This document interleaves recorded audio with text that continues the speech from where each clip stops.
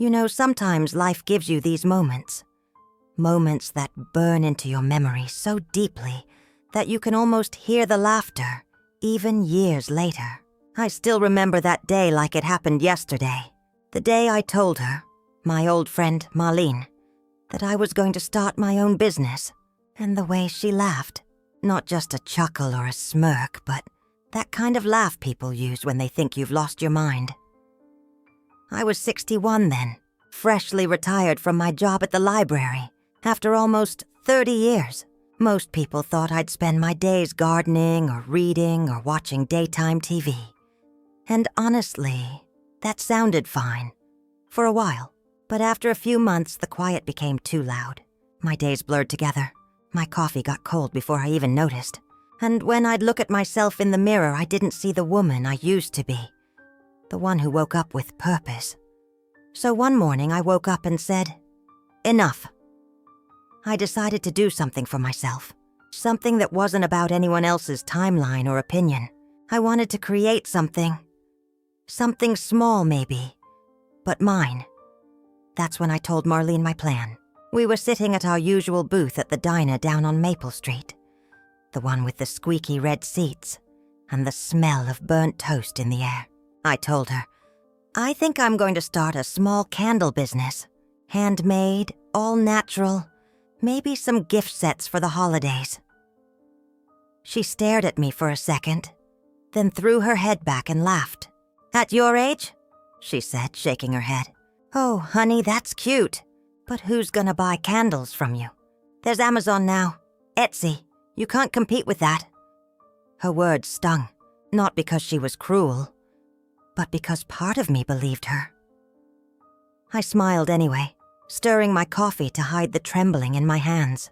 Maybe you're right, I said. But I just want to try, she laughed again. Try? You'll just waste your retirement money. You should relax, travel a little, spoil your grandkids. Leave the business stuff to the younger folks. That night, I couldn't sleep. Her words played in my head over and over. At your age, like dreams have an expiration date. Like ambition comes with a timer that stops ticking when you hit 60. But you know what? I decided right then. Maybe that's exactly why I had to do it. The next morning, I took $50 from my grocery budget and drove to the craft store. I bought a few jars, some wax, essential oils, and a couple of wicks.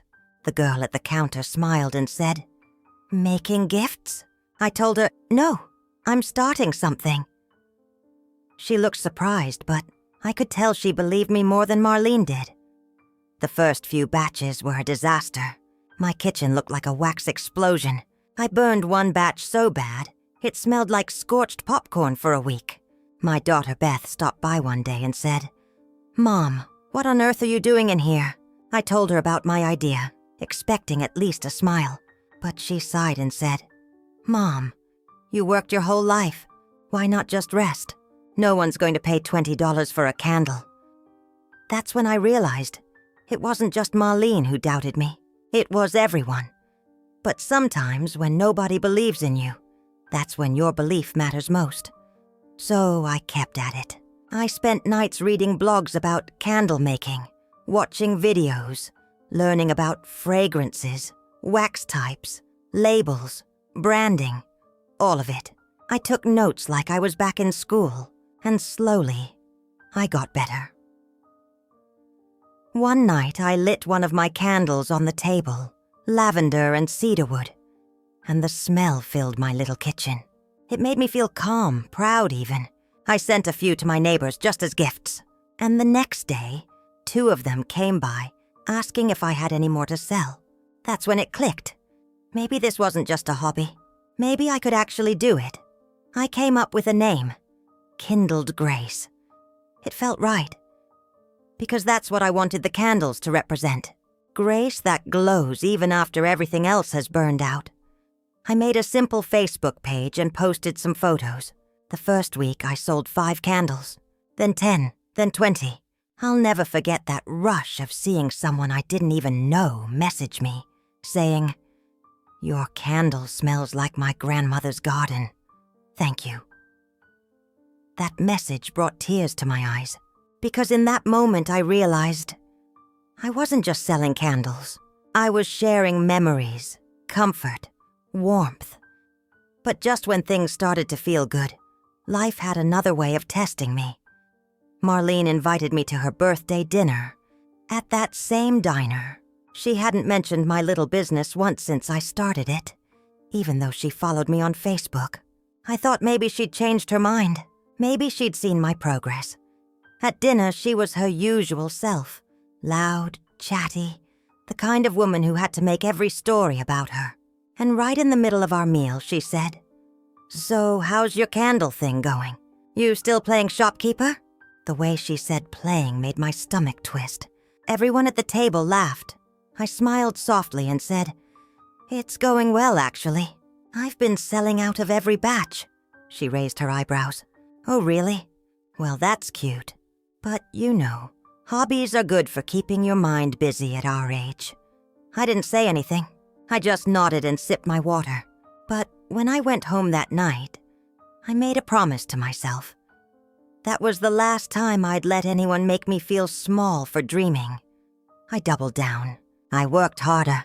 Every morning I'd get up, light a candle, put on some soft music, and start pouring wax. My little home smelled like a mix of citrus, pine, and hope. Months passed. My hands ached from stirring and labeling. My back hurt from bending over my table. But for the first time in years, my heart felt alive. And then one morning I woke up to an email from a local boutique downtown. They wanted to carry my candles in their store. I almost dropped my coffee mug reading it. I said yes, of course, and spent every spare hour preparing the order. When I walked into that boutique with my boxes, the owner, a young woman named Clara, smiled and said, "You made all these yourself?" I nodded. "Well," she said, "they're beautiful. People are going to love them." I cried in my car afterward, not because I was sad, but because for the first time in a long time, I felt seen. After that first big order from Clara's boutique, I realized that this little candle business of mine wasn't just about proving anyone wrong. It was about proving to myself that I still had fire left in me. Even at 62, I could still create, still learn, still grow. The following weeks were a blur of pouring, labeling, and packing. My kitchen smelled like vanilla and cedarwood, and my hands were sticky with wax most of the time. But it was a good kind of tired, the kind that made me feel alive again. My friends, the ones who laughed at my plans, started asking questions. "How's the business going? Do you really think people will buy them?" I just smiled, not wanting to brag, but also knowing I had more proof than they ever could. Then came the holiday season. That's when things really started to take off. I was filling orders almost every day, shipping candles across the state, sometimes even to other states. People were leaving reviews online. One woman said, "I felt like your candle brought warmth to my cold apartment, like a hug from a friend I haven't seen in years." That made me cry for hours, because it wasn't just money, it was meaning. Marlene still didn't get it. She would comment occasionally on my Facebook posts, with her usual snarky emojis or a, "Wow, good for you, I guess." I realized she never would truly celebrate my success, and that was okay. I didn't need her validation. One afternoon, I ran into her at the grocery store. She was holding a huge bag of organic vegetables, and as usual, she tried to make small talk about nothing. "So, still making candles, huh?" she said, her tone more condescending than curious. "Yes," I said, smiling. "Still going strong." She laughed that same laugh she always had. "Well, I never thought someone like you could keep up with the business. Hats off, I guess." I nodded, not saying a word, because the truth was, the business wasn't about her approval anymore. It was about me. The months passed, and I started thinking about expanding. I wanted to try new scents, create gift sets, maybe even host small workshops for people interested in candle making. It was ambitious, sure, but I realized something essential. Ambition doesn't have an age limit. You don't have to retire from life just because you retire from your job. Beth, my daughter, started noticing my transformation too. She came over one day while I was mixing a new lavender chamomile batch and said, "Mom, you look different, happier. You're glowing." I laughed softly, setting the glass jar down. It's amazing what a little wax and wick can do. She rolled her eyes, but I knew she understood. She didn't say it, but I felt her pride in me. That was enough. And then came the moment I'll never forget. A local craft fair was looking for vendors, and Clara suggested I apply. I hesitated at first. The idea of standing in front of strangers, selling my creations, made me nervous. But something inside me said, "Yes, this is your chance." The fair was a cold December morning. Snow had dusted the sidewalks, and my breath puffed in little clouds as I carried my boxes of candles to my booth. People started trickling in, curious about the smells and the colorful labels I had carefully designed. By noon, I had sold out half my stock. Strangers smiled, thanked me, hugged me even, saying things like, "These are the most thoughtful gifts I've ever bought." Or, "I feel calmer just being near your candles." That day, standing in that little booth, I felt invincible. Not because I had proved anyone wrong, but because I had proved to myself that I still mattered. Later that afternoon, I saw Marlene walk by. She stopped, stared at my booth, and her eyes went wide. I could see the shock on her face as she watched people line up for my candles. I smiled at her, waved gently, and went back to helping a woman pick out her favorite scent. She didn't approach me, didn't say a word, and I didn't need her to. I had everything I wanted: purpose, independence, and the knowledge that I had built something from scratch with my own hands. The next few months were a whirlwind. Orders kept coming, and I started hiring a couple of younger women from the community to help me with packaging and shipping. I taught them everything I had learned. Sharing my knowledge felt even better than making the candles themselves. Beth came around more often, helping me with bookkeeping, website updates, and social media. She was proud now, and it showed. She would say, "Mom, you've built a little empire here. I'm proud of you." And for the first time in a long time, I didn't just feel proud of myself. I felt respected by my family. And then one day, Marlene came to me, quite literally, knocking at my door. She had a look I hadn't seen before. Uncertainty, maybe even desperation. She whispered, almost too softly for me to hear, "Can I, get a job? Just part-time? Helping with the candles?" I paused. Everything in me screamed, "This is what they call karma." But I swallowed the urge to gloat.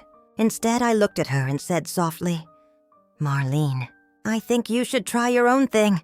It's better to create for yourself than for someone else." She didn't expect that answer. She left quietly, and I went back to my candles. That evening, I lit my favorite candle, cinnamon and vanilla, and watched the glow fill my little kitchen. I realized something important. Success isn't about proving others wrong. It's about proving yourself right. It's about waking up every morning and choosing to build your life, even when the world laughs. Marlene's laughter no longer hurt me. My heart felt full. I had done it. I had taken a risk, followed my dreams, and created something lasting. And more importantly, I had discovered that at any age, we can still grow, still shine, and still find joy in what we make with our own hands.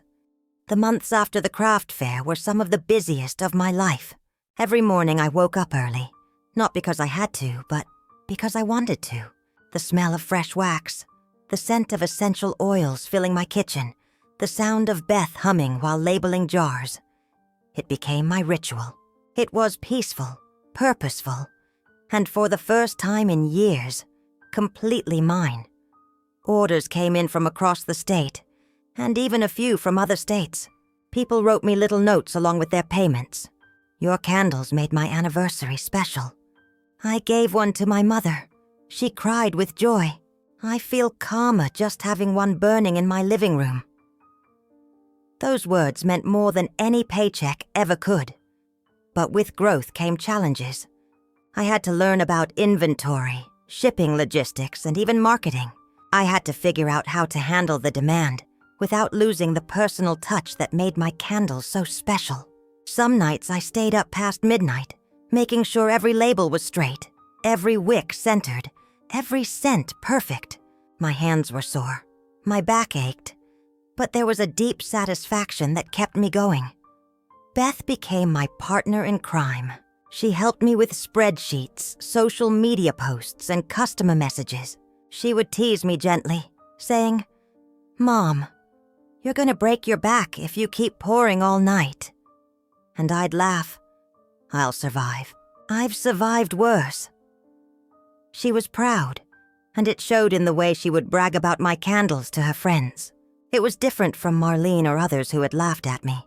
This was genuine, loving support.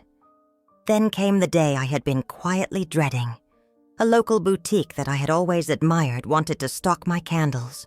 It was exciting, yes, but it also meant mass production, more stress, and more pressure to keep everything perfect. I wondered if I was ready. Could I manage that level of responsibility? Could I maintain my joy while growing bigger? I thought about Marlene's laughter from years ago, the smirks, the doubt, and I realized that those voices didn't matter anymore. The only opinion that mattered was my own. I decided to take the risk. I would meet with the boutique owner, discuss terms, and figure out how to scale without losing the essence of my little business. The meeting went better than I expected. The owner, a kind woman named Janet, looked at me with genuine excitement. "I love your candles," she said. "They feel personal. They feel like they're made with care. That's exactly what I want for my customers." Her words brought tears to my eyes. I smiled, nodded, and promised her that I would deliver nothing but the best. The weeks that followed were intense. I had to produce hundreds of candles in a short period. I stayed organized, hired a few helpers from my community, and worked side by side with them. I taught them everything I knew: how to measure wax perfectly, how to center wicks, how to make every candle feel personal, even in bulk. I realized that sharing my knowledge felt just as fulfilling as creating the candles myself. Meanwhile, Marlene kept in touch, though sparingly. She sent short messages asking about the business, subtle questions that I could see were more curiosity than support. I didn't respond immediately. I didn't need to. My success wasn't about proving her wrong. It was about living my truth. One evening, after a particularly long day of pouring and labeling, Beth and I sat down with mugs of cocoa, exhausted but happy. I leaned back in my chair, feeling the ache in my shoulders and back, and said, "You know, I never thought I'd feel this alive at my age." Beth smiled, looking at me with a mixture of admiration and love. "Mom, you're unstoppable. You've built something amazing and you're just getting started." I smiled, letting her words sink in. They were true. I had started with nothing but wax, wicks, and hope. And now, months later, I had a thriving business, a supportive daughter, and a sense of accomplishment I had never felt before. Then came the day that truly tested me. I received a call from a woman who claimed to be a big buyer from another state, wanting hundreds of candles. At first, I was thrilled. This could be a turning point. But then the numbers started adding up and I realized the order was more than I could handle alone. I had to say no, or risk burning myself out completely. It was hard. Saying no had never been easy, but I remembered everything I had learned over the past months. My limits, my needs, my worth. I politely declined, offering a smaller batch instead. Surprisingly, the buyer accepted and was happy with the compromise. That moment reinforced a lesson I had been learning every day. Growth is wonderful, but not at the cost of your peace. And then, there was the ultimate test. Marlene finally appeared at my front door, timidly, looking nervous. I was wondering if I could maybe help, Just a little?" she asked, her voice small. I looked at her, really looked. And for a moment I remembered all the laughter, all the doubt, all the dismissive comments from years past. My first instinct was to feel a tiny flicker of satisfaction at the thought that now she needed me. But I pushed it aside. I smiled gently. "Marlene, I think it's better if you try something of your own. You'll find more fulfillment creating for yourself than helping someone else." Her face fell, and I could see the surprise, maybe even the disappointment. But I didn't let it bother me. I had chosen my own path, and that choice had led me here. She left quietly, and I closed the door, feeling a strange sense of liberation. That night, I lit my favorite candle, poured myself a cup of tea, and sat in the warm glow. I thought about everything that had happened over the past year. The doubts, the laughter, the challenges, the victories. And I realized something profound. Success is not about making others recognize your worth. It's about knowing it yourself and living it fully, fiercely, and unapologetically. I had discovered that life doesn't slow down because you've reached a certain age. If anything, it becomes more precious, more urgent, more filled with meaning. And as I watched the flickering light, I felt a quiet peace, a bittersweet satisfaction, and the unwavering knowledge that I had done it my way. And that was enough. The next few months were both exhilarating and exhausting. The boutique partnership with Janet went better than I could have hoped. My candles were flying off the shelves, and I was starting to receive requests from other small stores around the state. Each order brought its own set of challenges, but I found a rhythm. I had learned to balance creativity with practicality, and slowly, I was growing not just as a businesswoman, but as a person. Community recognition came in small, beautiful ways. One Saturday morning, as I was setting up for a local craft fair, a woman approached me with her granddaughter in tow. "These candles are amazing," she said.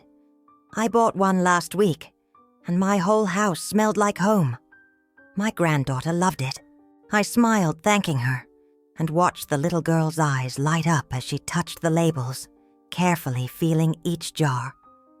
It reminded me of the joy of giving, the simple act of making something with love. At that moment, all the doubt, all the ridicule from years past, felt distant. I had created something that mattered to people, something that made them happy, that was worth more than any approval from anyone who had doubted me. But not all moments were simple or easy. Marlene had started reaching out more, with subtle messages and hesitant visits.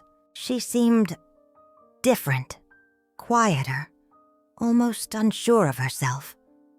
One evening, she showed up at my front door with a small package saying, I didn't know how to ask this, but I wanted to try selling a few candles, too. Could you give me some advice?" I took a deep breath and looked at her.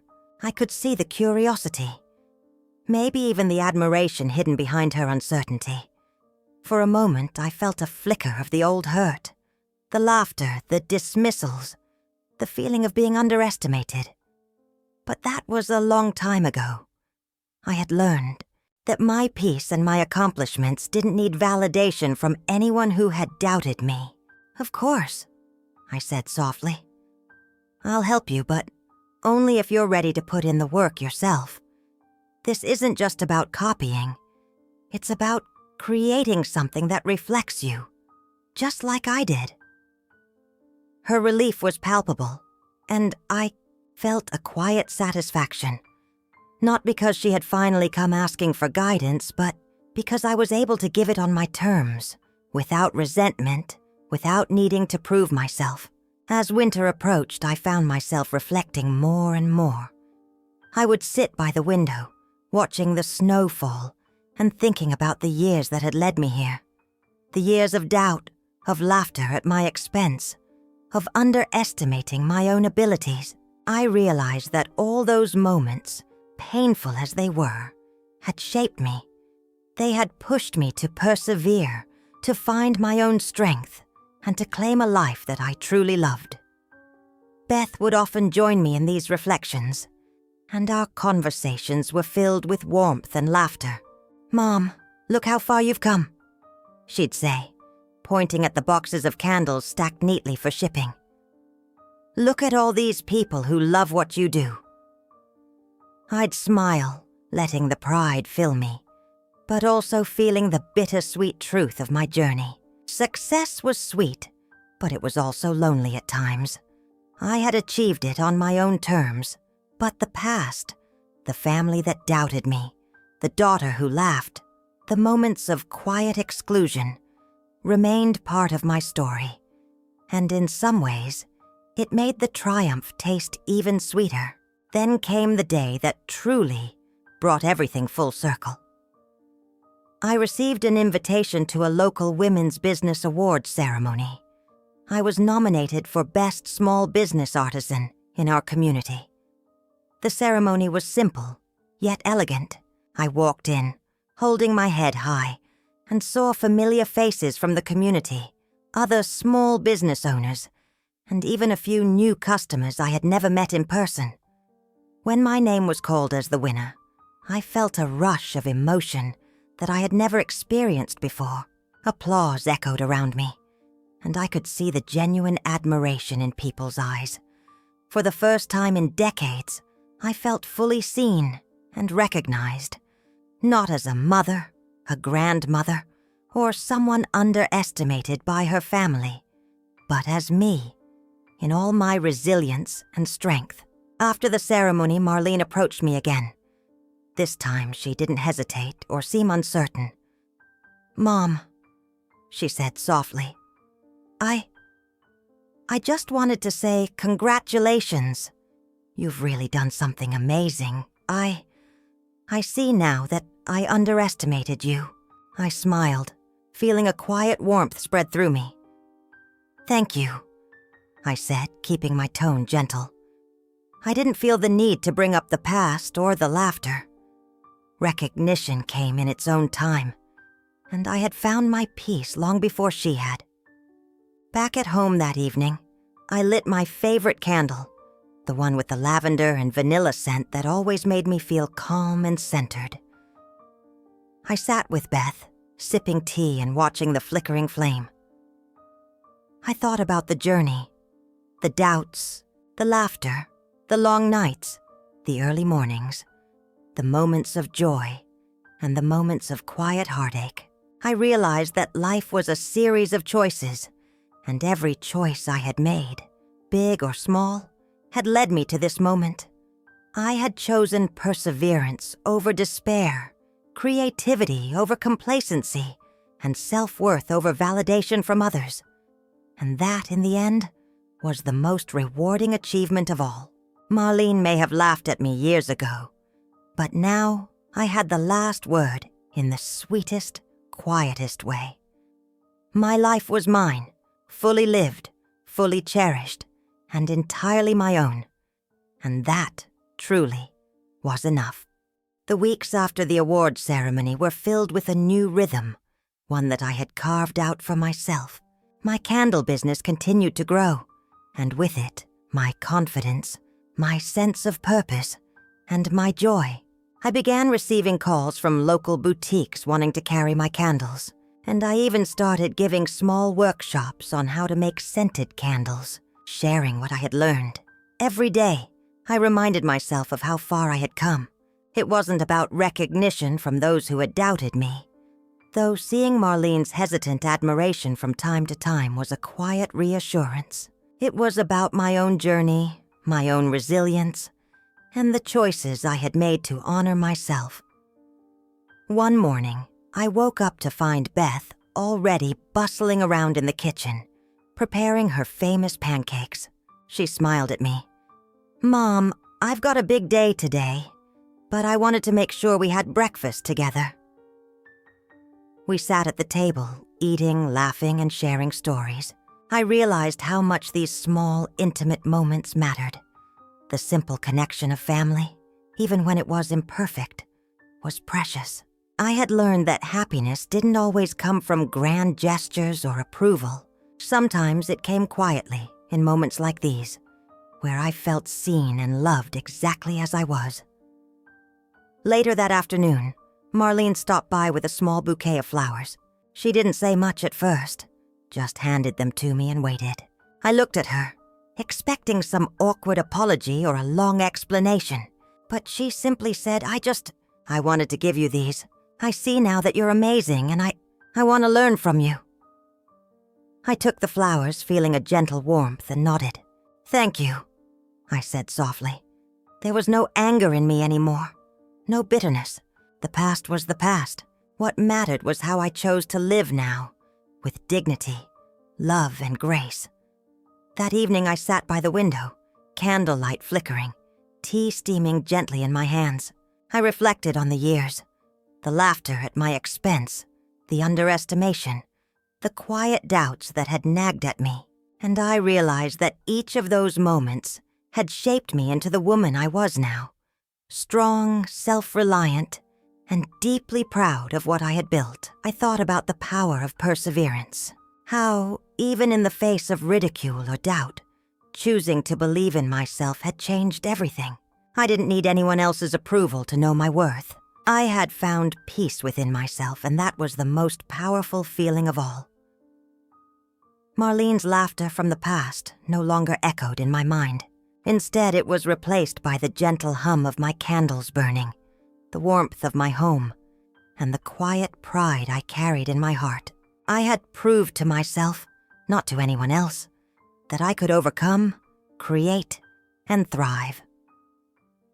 Sometimes Marlene would stop by to ask questions about candle making or to seek advice on running a small business. I helped her, yes, but I did it on my own terms. I no longer felt the need to prove anything to her. My success wasn't about her recognition anymore. It was about my joy, my independence, and the life I had chosen for myself. One evening, Beth came home and hugged me tightly. "Mom, I'm so proud of you," she said. "You've shown me what it means to be strong, to believe in yourself, and to never let anyone diminish you." I smiled, tears prickling my eyes. "Thank you, honey," I whispered. "That means more than anything." As the sun set, painting the sky in soft shades of pink and gold, I sat on my porch with my candles flickering around me. I thought about the past, the struggles, the moments of doubt, and the years of quiet perseverance, and I felt a deep, satisfying sense of peace. Life wasn't perfect, and not every moment had been easy, but it was mine, fully lived, fully cherished, fully my own. And that was enough. I realized finally that sometimes the sweetest victories are the quiet ones, the ones that don't need applause or recognition, just the knowledge that you stood tall, stayed true to yourself, and found joy in your own journey. I had been laughed at, doubted, and underestimated, but now I had a life I loved, a business I was proud of, and a heart at peace. And in that truth, I found a bittersweet joy that no one could ever take away. And as the candles flickered gently around me, I made a promise to myself to continue living with courage, creativity, and love, never allowing the past to dim the light I had worked so hard to nurture, because I had learned the most important lesson of all. My life was mine, and I was enough.